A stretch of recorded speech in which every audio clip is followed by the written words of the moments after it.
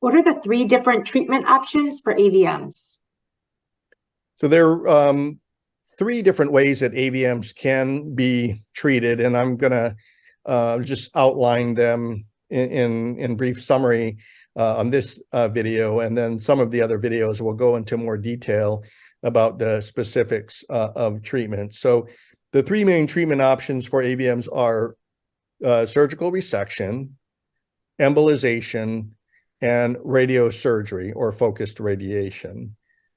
So during surgery, or sometimes it's called microsurgery, the neurosurgeons use specialized tools to remove the AVM. This is done in the operating room under a microscope, and essentially what we do surgically is cauterize the blood vessels, and this allows us to physically remove the AVM from the brain. So the AVM is cured because it no longer is present in the brain.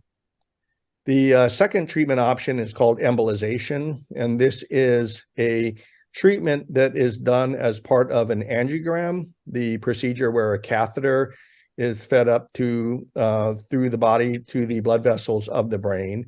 And during embolization, liquid glue is injected into the AVM, and this glue, as it traverses the AVM, solidifies, and this results in a plugging up of the AVM blood vessels.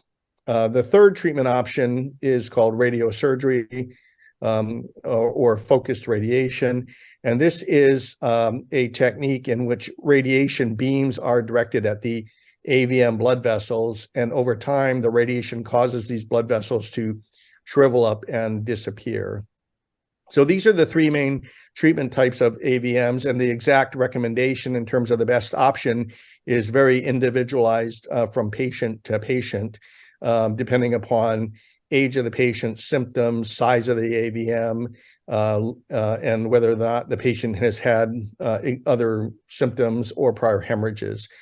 In many cases, more than one treatment option will be recommended to eliminate the AVM with the lowest risk. For example, embolization could be used prior to surgery or radiosurgery to clear out or obstruct some of the easy blood vessels that are going to the AVM. And this could reduce the volume of blood flowing through the AVM, making surgery or radiosurgery easier or more feasible.